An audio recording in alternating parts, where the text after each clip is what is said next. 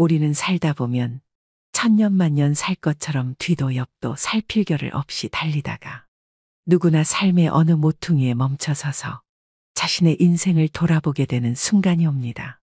인생을 알만하고 인생을 느낄만 하니 머리엔 이미 서리가 내리고 몸은 생각같이 움직이지 않지요.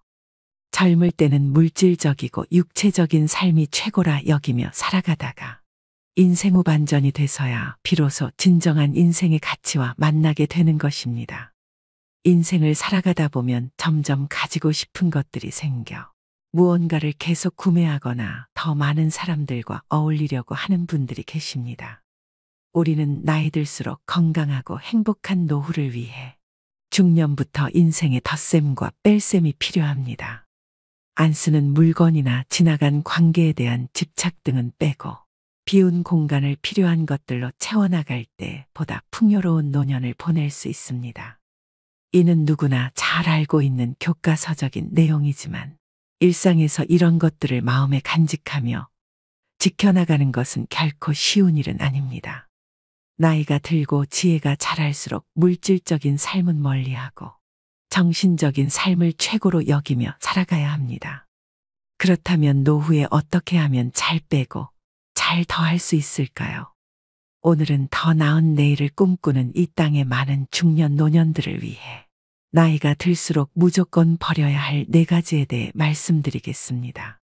구독자 여러분들은 더 늦기 전에 지금부터라도 노년의 비움을 실천하셔서 홀가분한 노후를 만들어 가시길 바랍니다. 나이가 들수록 버려야 할 첫 번째는 불필요한 물건을 버리는 것입니다. 주위를 둘러보면 자식들을 출가시키고 떠나보내고 난 뒤 집을 좁혀서 가는 분들이 많습니다. 식구가 적은데 집까지 넓으니 횡댕그렁해서 더 외롭게 느껴진다는 것입니다. 집을 줄이면 살림살이도 자연스럽게 비워지게 되죠. 대부분의 사람들은 집에 쓰지도 않는 물건을 오랫동안 보관해 놓는 일이 많습니다. 어느 날은 제대로 정리하겠다고 마음먹으면서 막상 정리를 시작하면 버리는 것도 말처럼 쉽지가 않은데요. 놔두면 언젠가 쓸 것 같은데 이건 비싸게 주고 샀는데 이건 추억이 있는데라며 버리지 못하는 이유도 다양합니다. 이런 이유로 하나둘씩 챙겨두다 보니 슬그머니 또 자리를 차지합니다. 집안 곳곳에 잡동사니가 여러분들에게 주는 영향은 생각보다 심각하다고 하는데요. 풍수지리 전문가는 각 물건에는 고유의 에너지와 기가 존재하고 있는데 이 에너지의 흐름이 순조로워야 집안이 활기를 띨 수 있다고 합니다. 즉 불필요한 물건은 즉시 버리고 비워내야 비로소 그 자리에 자신이 진정 원하는 새로운 일들이 찾아올 수 있다는 것이죠. 내 몸의 노화를 촉진하는 물건 5가지가 있습니다. 첫 번째는 밑창과 굽이 다른 낡은 신발입니다. 낡은 신발은 관절과 척추를 늙게 만들고 오래된 운동화는 족저근막의 압력을 높여 통증을 유발하기 때문에 집에 낡은 신발이 있다면 당장 버리셔야 합니다. 두 번째는 오래된 플라스틱 용기입니다. 오래된 플라스틱에는 환경호르몬과 세균도 많고 음식물을 오염시키기 때문에 과감하게 버리셔야 됩니다. 세 번째는 오래된 칫솔입니다. 벌어진 칫솔모는 잇몸을 손상시켜 구강노화를 촉진한다고 하는데요. 3개월마다 교체해 주는 것이 좋습니다. 네 번째는 오래된 기름입니다. 오래되어 산패된 기름은 일단 몸속에 들어가면 배출이 안 되고 혈전을 만들어 혈관을 좁혀 여러 가지 질병을 유발하므로 오래된 기름은 절대 드시면 안 됩니다. 마지막으로 5번째는 오래된 이어폰입니다. 볼륨 키운 이어폰은 청력 노화를 촉진시키고 소음성 난청의 원인이 된다고 하는데요. 이어폰을 낄 때는 최대 볼륨의 50% 아래로 듣고 오래된 이어폰은 버리셔야 합니다. 빨리 늙지 않고 좀 더 건강하게 지내기 위해서라도 집안에 있는 오래된 물건은 과감하게 버리셔야 됩니다. 모든 것이 부족하던 시대에는 많은 것을 소유하는 게 미덕이었으나 요즘처럼 넘쳐나는 시대의 무절제한 풍족함은 오히려 짐이 되고 욕심이 됩니다. 물질적인 것을 아무리 많이 가져도 정신적으로는 점점 허기를 느낀다는 사람들이 많기 때문이죠. 철저하게 비우는 무소유의 삶을 실천하고 가신 법정 스님은 행복의 비결은 우선 자기 자신으로부터 불필요한 것을 제거하는 일에 있다고 말씀하셨습니다. 버리고 비우는 일은 결코 소극적인 삶이 아니라 지혜로운 삶의 선택입니다. 비우기가 익숙해진다면 필요 없는 물건들을 아무 생각 없이 사모으던 습성도 사라질 것입니다. 그리고 노후에는 소유보다는 이런저런 경험에 더 많은 시간을 들이셔야 됩니다. 물질적으로 더할 나위 없이 풍요롭지만 정신적 공허함은 그 어느 세대보다도 깊은 중년 노년들에게 물건 버리기는 간결하고 자유로운 삶을 위해 반드시 실천해야 할 생존 전략입니다. 더불어 나이가 들수록 더 단촐하게 더 가볍고 명료하게 살기 위해서는 늘 자신의 것을 비우고 살아야 하는지도 모릅니다. 나이가 들수록 버려야 할 두 번째는 앉아있는 시간을 줄이셔야 됩니다. 여러분은 하루에 얼마나 오랜 시간 앉아서 생활하시나요? 나이가 들수록 덜 앉고 더 많이 움직이셔야 되는 것은 모두가 알고 계실 텐데요. 60세가 넘어 하루 10시간 넘게 앉아 있으면 치매에 걸릴 확률이 높아진다고 합니다. 치매가 아니더라도 장시간 앉아 있는 사람은 하루 종일 몸을 움직이는 사람보다 당뇨병이나 심장마비 위험이 높고 하체 비만 등이 발병하는 위험이 증가한다는 연구가 있는데요. 자식들이 출가하고 나가게 되면 억지로라도 움직였던 몸은 그냥 앉아서 TV를 보는 시간의 하루 일과 중 대부분을 차지할 것입니다. 하루에 1시간만 앉아있는 시간을 줄여도 각종 심혈관 질환과 대사증후군 발병 위험이 줄어든다고 합니다. 장시간 앉아있는 것이 건강에 미치는 악영향을 줄이기 위해 일상에서 30분마다 5분간 가벼운 걷기를 하셔야 됩니다. 한 연구에 따르면 1,500명의 노인 가운데 가장 오래 앉아 있었던 사람들은 더 자주 움직였던 노인들보다 평균적으로 8년 더 빨리 늙는 것으로 나타났다고 하는데요.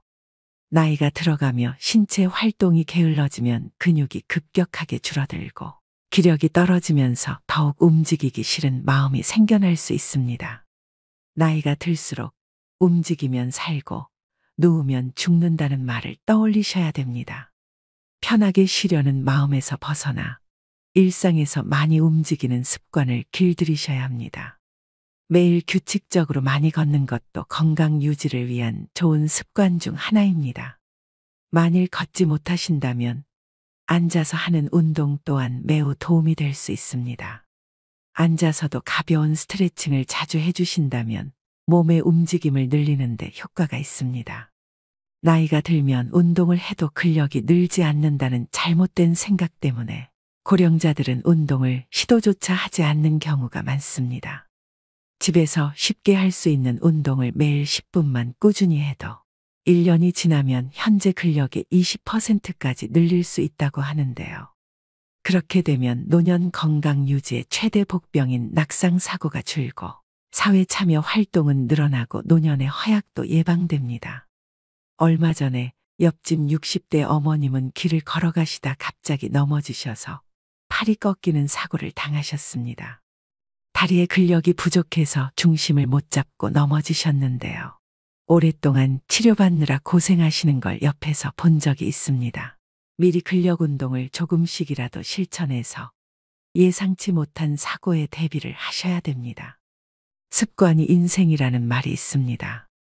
우리가 갑자기 운동량을 늘리는 것은 쉽지 않은 일입니다.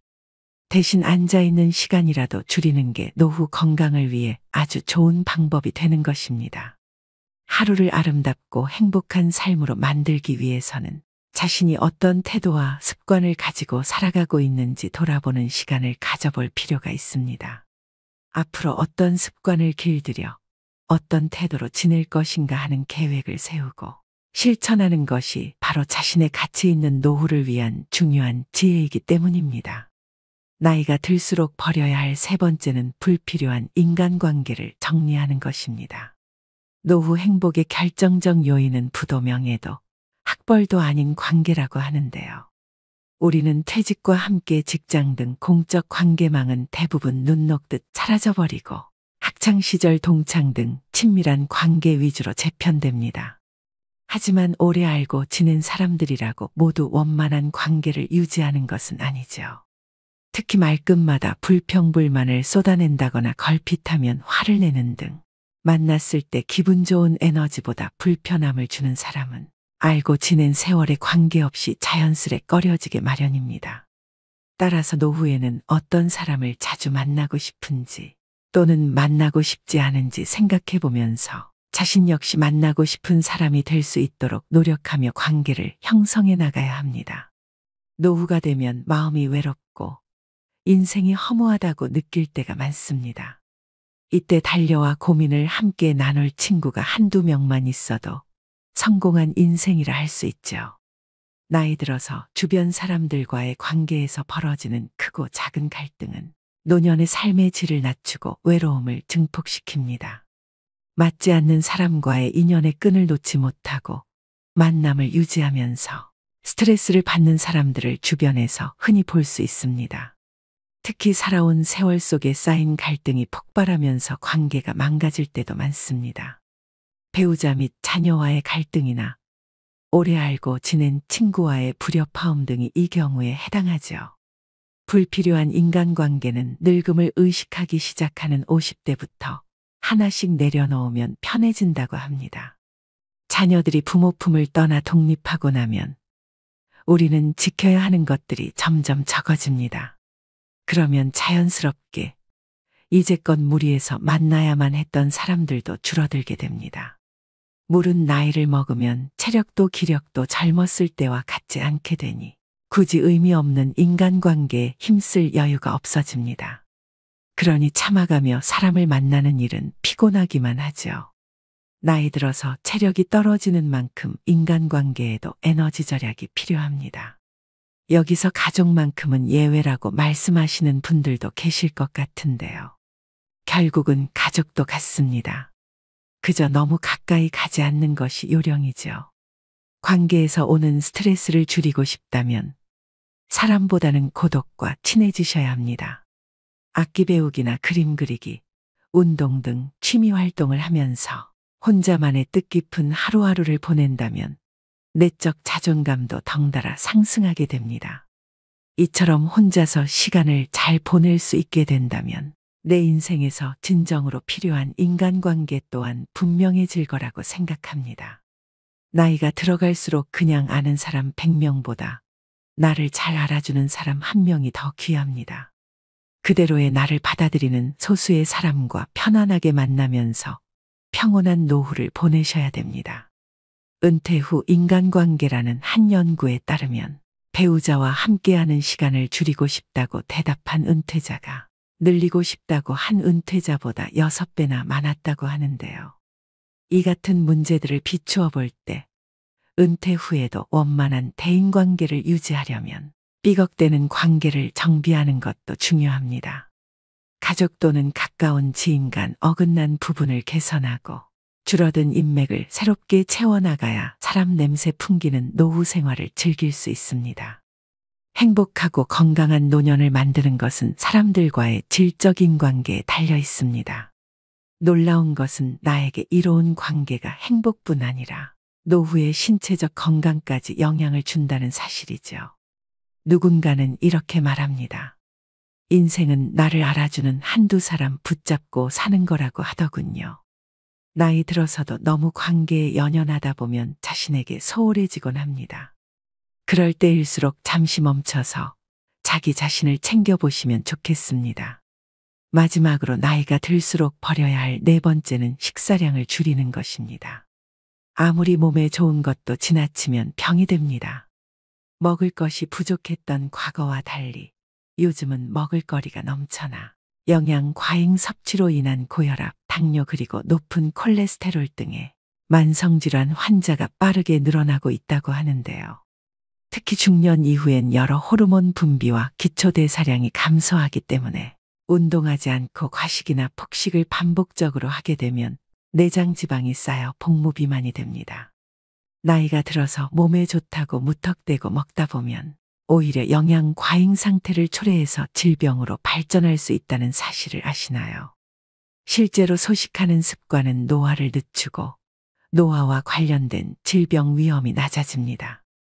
소식을 하면 뇌세포의 활동이 활발해질 뿐 아니라 체중이 5%만 줄어도 허리와 무릎에서 느끼는 부담과 통증도 사라지고 목과 어깨도 가벼워집니다.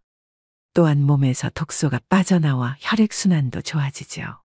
살이 빠지면서 얼굴 라인도 살아나고 고민했던 뱃살도 쑥 들어가서 몸매가 청춘 시절로 되돌아갈 수 있습니다.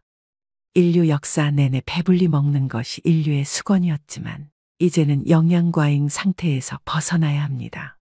그래야 사는 동안 몸을 가볍고 건강하게 살 수 있습니다. 우리는 나이 들수록 첫 번째 목적으로 지켜야 할 것은 무조건 건강입니다. 그러니 급격하게 빼려고 하지 말고 식습관과 생활 습관을 바로 잡는 것이 중요합니다. 그렇게 되면 살은 자연스레 슬슬 빠지게 될 것입니다. 나이가 들수록 과식보다는 적당한 배고픔을 즐기셔야 됩니다. 중년 이후에는 부족한 것을 더 먹는 것도 중요하지만 건강을 위협하는 나이살이 찌지 않도록 먹는 것을 줄여야 하는데요. 소식 습관을 유지하는 데 도움이 되는 방법 3가지를 알려드리겠습니다. 첫 번째는 식사 시간을 적어도 20분 이상으로 유지하시고 음식도 많이 오래 씹으셔야 합니다. 두 번째는 수분 섭취가 중요합니다.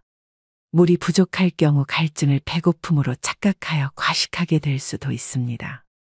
세 번째는 그릇과 수저의 크기를 줄이는 것입니다. 처음부터 밥을 반 덜어놓고 먹고 작은 그릇을 이용하여 음식을 담습니다. 이처럼 나이가 들수록 먹는 것을 줄이는 것은 건강의 첫걸음입니다. 건강은 지나치게 강조해도 해가 되지 않습니다. 계속해서 말씀드리지만 인생을 살아가는 데 있어 중요한 것은 첫째도 둘째도 건강입니다.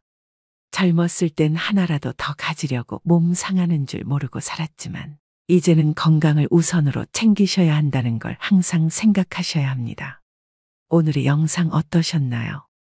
우리는 나이가 들어가며 행복한 삶을 누리는 조건으로 건강한 몸과 함께하는 배우자, 하고픈 일들, 여유로운 자금, 그리고 남은 생을 동반할 친구 등을 흔히 떠올립니다.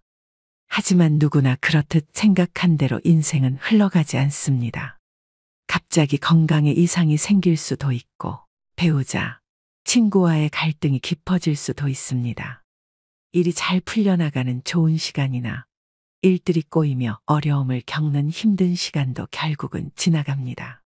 좋을 때나 어려울 때나 범사에 감사하며 이 또한 지나가리라를 마음에 간직하고 살아가는 것도 아름다운 삶의 지혜이죠. 흐르는 물을 되돌릴 수 없는 것과 마찬가지로 우리 인생도 결코 되돌릴 수 없습니다. 아름다운 삶을 위한 생활 수칙은 개인에 따라 다를 수 있지만 그 지침을 정해놓고 실행하는 것은 자신의 마음가짐에 달려 있습니다. 일상에서 외롭다는 마음과 불안감을 떨쳐내고 소소한 즐거움에도 웃음 지으며 지내는 작은 실천들이 행복을 맞이하는 지름길이기 때문입니다. 그러자면 비움의 실천이 중요하겠죠. 나이가 들수록 인생을 일찍 깨달았더라면 좀 더 성숙한 삶을 살았을 텐데라고 후회하는 날들도 있습니다. 아쉽고 안타깝지만 남은 세월이 있기에 채움보다 비움으로써 마음의 안정과 풍요로움을 얻으셔야 됩니다. 더불어 인생의 후반전을 맞이한 우리는 살아있음으로 얼마나 행복한가를 더욱 더 가슴 깊이 느끼며 살아가야 합니다. 오늘 말씀드린 나이 들수록 버려야 할 4가지를 꼭 실천하셔서 품격 있는 노후를 만들어 가시길 바랍니다. 술자리 모임에 가보면 덕담과 함께 건배사를 자주 듣게 되는데 옛 직장 상사가 했던 건배사가 아직도 잊히지 않습니다. 많이 채우면서 살았는데 이제는 비우면서 삽시다. 비우는 게 채우는 겁니다. 술잔은 들고 빈 잔은 내리고. 마지막으로 한용운 시인의 노인예찬을 들려드리면서 오늘의 영상 마무리하겠습니다. 여보게 저녁놀 붉게 으스러지는데 늙은 몸에 무슨 짐을 그리도 무겁게 지고 가는가. 인생길은 다시는 되돌아올 수 없는 일방통행로. 가다가 컬컬하면 허름한 주막에 들러 막걸리로 목도 축이고 얼큰해지면 주모와 한바탕 농도 걸어보고 까짓것 그럴싸한 존재의 이유도 없이 이 풍진 세상에 태어난 것을 요만큼 살다가 가는 것도 다행 아닌가. 빈손으로 왔다가 빈손으로 가는 인생. 따져보면 그리 믿질 것도 없지 않은가. 오늘도 노후의 지혜와 함께 해주셔서 감사드립니다. 황금빛으로 무르익어가는 여러분의 지혜로운 인생을 언제나 응원합니다. 노후를 대비하고 사회 참여를 지속하기 위해 또 건강한 신체와 정신을 위해서는 은퇴 후에도 재취업이 반드시 필요한데요. 영상을 클릭하신 분들 중엔 나이 먹고 무슨 자격증에 재취업이야 라고 생각하시는 분들도 분명 계시리라고 생각합니다. 하지만 노후라고 다르지 않습니다. 대한민국이 고령화 사회로 진입하면서 퇴직 후 인생 2막의 설계가 화두로 떠오른 지는 이미 오래전입니다. 통계청의 조사 결과에 따르면 55세에서 69세 중 은퇴 후에도 계속 일하고 싶다는 사람은 72.5%에 달했습니다. 응답자들은 평균 71세까지 계속 일자리를 희망했고 희망임금으로는 월 150만 원에서 200만 원이라는 답변이 제일 많았습니다. 주변을 보면 은퇴 후 굳이 일을 안 해도 노후를 보낼 수 있을 만큼 여유가 있으신데 일을 계속 하시는 분들이 있습니다. 이처럼 은퇴 후 제2의 직업을 찾는 데에는 금전적인 이유만 있는 것은 아닙니다.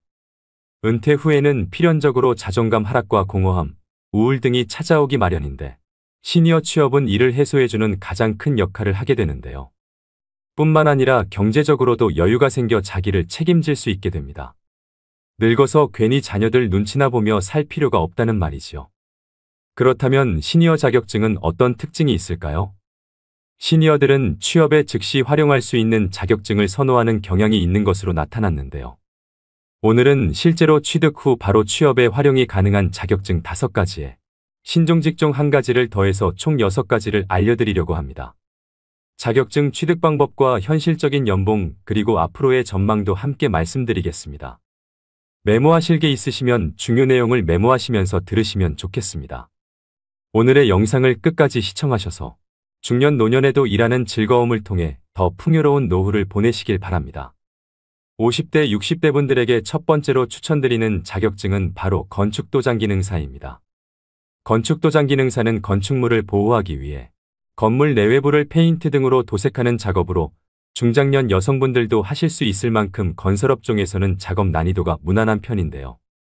그래서인지 50대 이상 여성의 취득률이 2위로 선정될 만큼 시니어들이 선호하는 자격증입니다.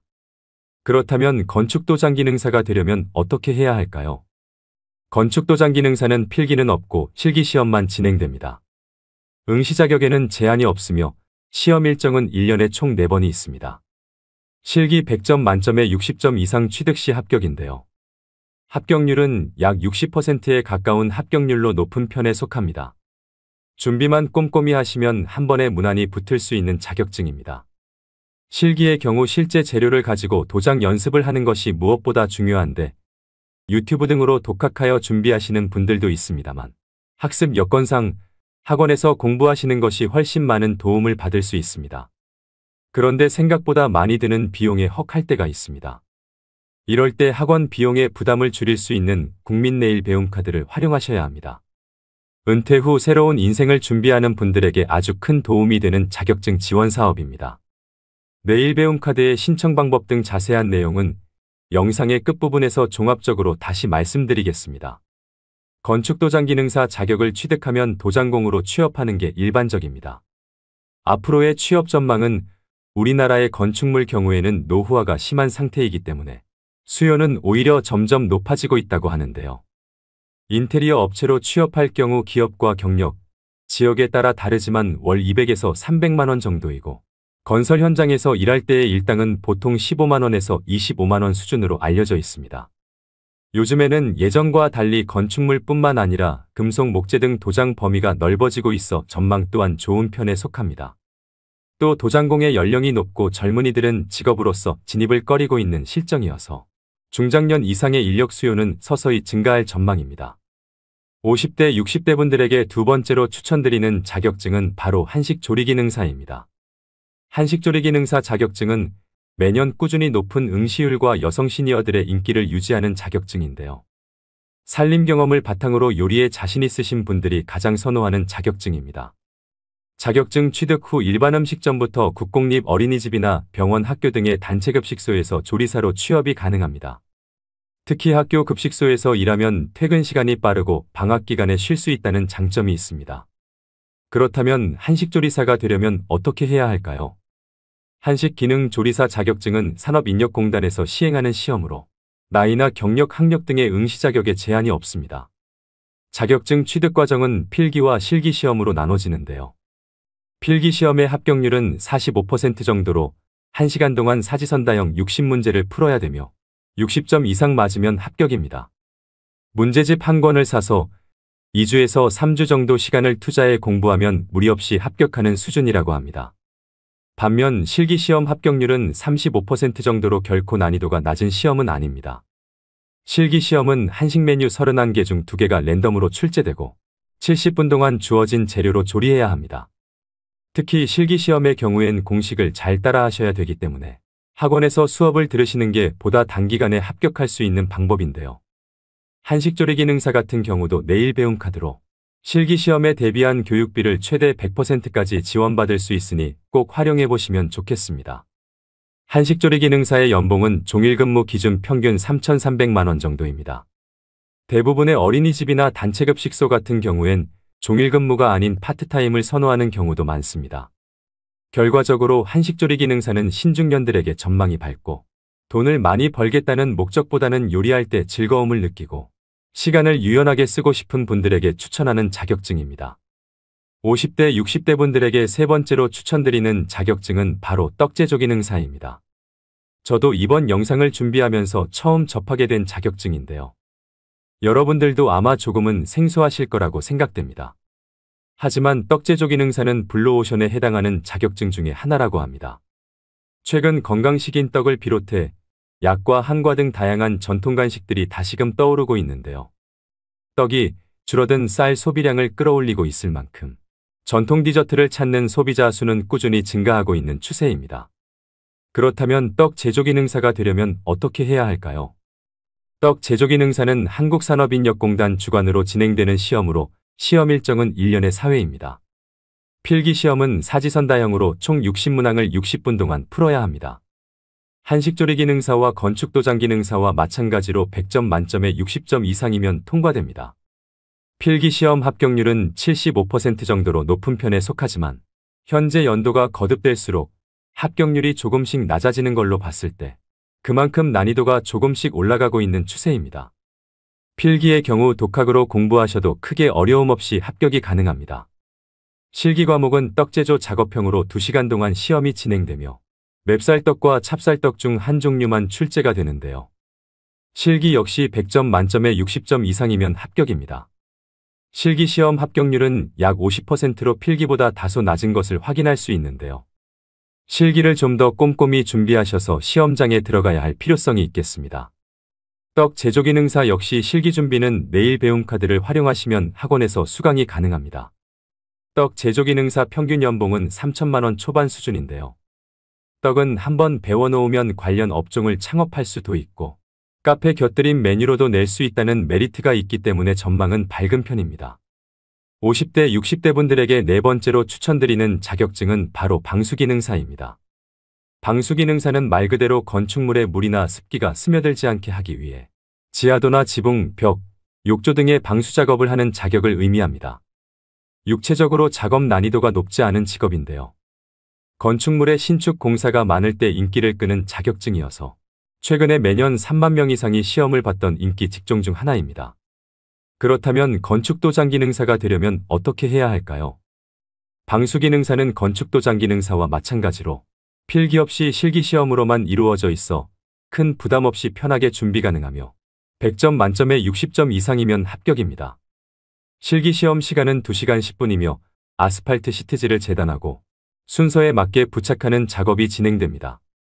합격률은 약 50% 정도로 무엇보다 2시간 10분 안에 작업을 마쳐야 하기 때문에 몸에 익숙해질 때까지 실습을 충분히 해야만 취득할 수 있습니다. 방수기능사 또한 한국산업인력공단 주관 시험이고 내일 배움 카드 이용이 가능합니다. 방수기능사의 평균 연봉은 3,200만 원 정도입니다. 방수공사는 90% 이상이 신축공사이며 일부가 보수공사이기 때문에 신축공사의 증감에 따라 영향을 많이 받습니다. 최근 건설 경기가 서서히 회복되면서 방수기능사에 대한 고용도 서서히 증가할 전망입니다. 50대, 60대 분들에게 5번째로 추천드리는 자격증은 바로 요양보호사입니다. 고령화 시대에 꼭 필요한 인력으로 주목받는 자격증인데요. 요양보호사는 노인 또는 신체적으로 도움이 필요한 환자들에게 기본적인 건강관리와 생활지원을 제공하는 역할을 합니다. 제 주변에도 실제로 50대, 60대 지인분들이 요양보호사를 업으로 삼고 계시는 분들이 많이 계실 만큼 요양보호사 자격증에 대한 관심이 뜨거운데요. 아내를 간호하기 위해 자격증을 취득한 84세 할아버지와 18살 손자와 나란히 합격한 72세 할머니도 계십니다. 개인적인 생각으로 50대, 60대라도 누구나 무리 없이 합격할 수 있는 수준이라 봅니다. 그렇다면 요양보호사가 되려면 어떻게 해야 할까요? 요양보호사의 교육과정은 총 240시간으로 이론과 실기 그리고 실습을 각각 80시간씩 수료해야 됩니다. 필기시험과 실기시험 각각 만점에 60% 이상 득점 시 합격할 수 있습니다. 하지만 2024년부터는 이론 240시간, 실기 80시간으로 기존 교육이수 시간에서 80시간이 더 늘어날 예정입니다. 자격증을 취득한 요양보호사는 흔히 양로원이라 말하는 시설이나 주야간 보호센터에서 일할 수 있게 되는데요.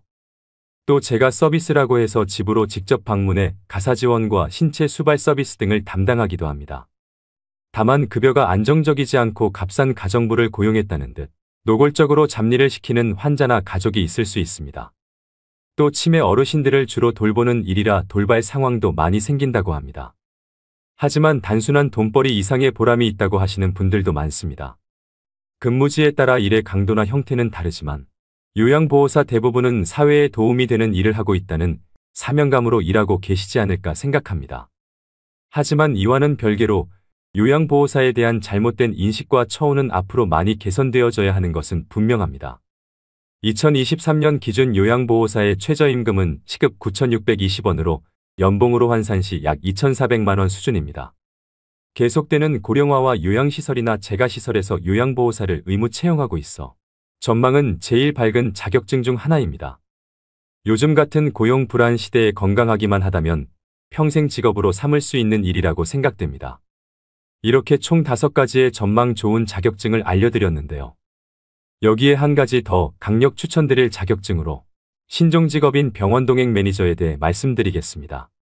기대 수명이 늘어난 요즘에는 불가피하게 찾아오는 질병을 적절하게 관리하는 일이 장수의 우선 조건이 되었습니다.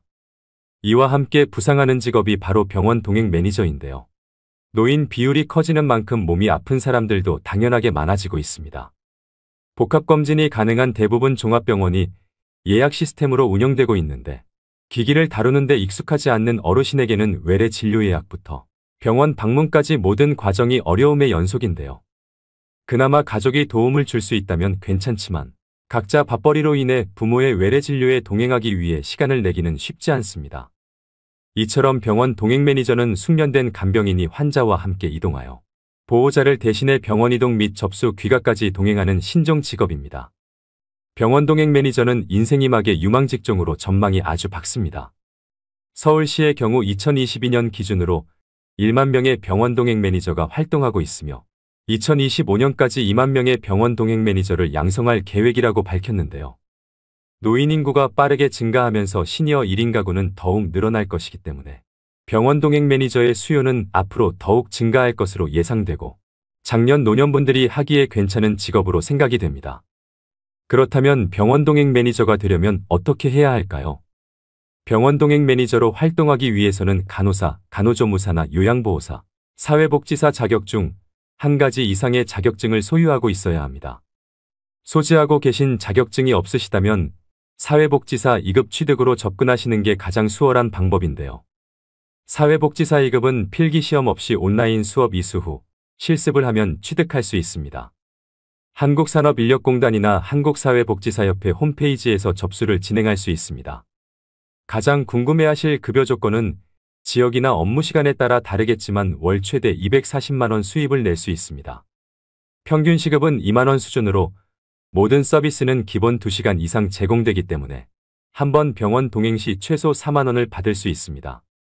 근무 시간을 여유롭게 사용할 수 있고 업무 강도도 무난한 편에 속하기 때문에 하루빨리 자격증을 취득하셔서 제2의 직업으로 삼아보시면 어떨까요? 그렇다면 말씀드린 5가지의 기능사 자격시험은 어디에서 신청할까요? 한국산업인력공단 사이트인 큐넷 사이트에 접속하셔서 원서 접수를 진행하셔야 합니다. 설명드린 자격증마다 말씀드렸다시피 국민배움 체험카드를 100% 활용하셔서 취득하셔야 비용을 최대한 아낄 수 있습니다. 신청 방법은 가까운 고용센터를 방문하시거나 HRD.net 홈페이지를 통해 신청이 가능한데요. 지원 금액은 300만 원이 기본이고 최대 500만 원까지 지원받을 수 있습니다. 지원 범위 내에서 전체 훈련비의 45에서 85%가 국비 지원이 됩니다.